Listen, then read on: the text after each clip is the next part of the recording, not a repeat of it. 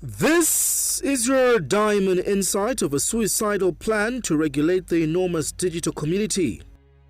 When people say often politicians get drunk with power, that they begin to overlook reality is true, as can be seen by the somewhat suicidal quest by the New Dawn government in its plans to regulate podcasts via the Independent Broadcasting Authority.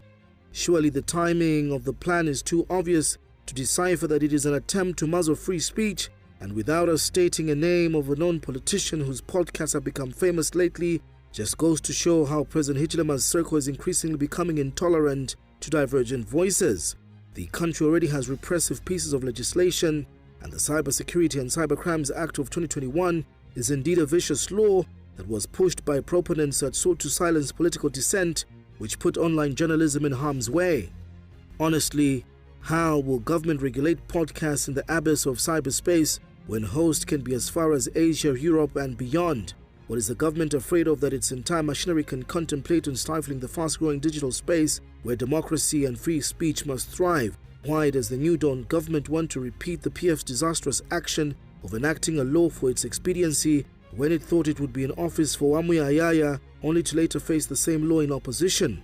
We have been skeptic of some sections of society that proclaim the country's democratic space allegedly shrinking. Perhaps this is what they mean, and it's worrying. We are horrified that some government officials without reservation can blatantly justify a plan bent on appeasing their masters while destroying the very foundation that led them into Plot 1 on the basis of governing on the rule of law.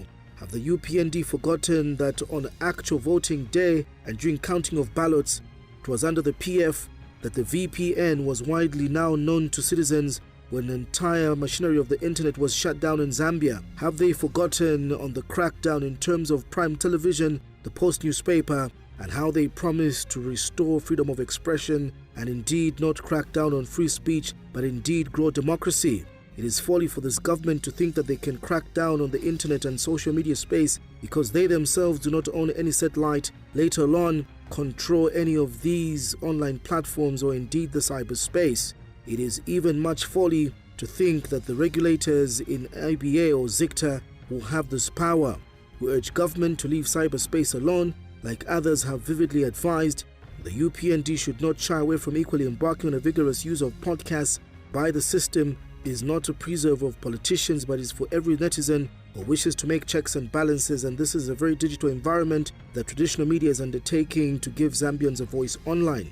It is not only that the cyberspace should be used for political matters, but may be used for so much in terms of content distribution along the sides of tourism, climate change, and many other developmental issues. It is not too late to change the plan that will poison the very well UPND has to drink from.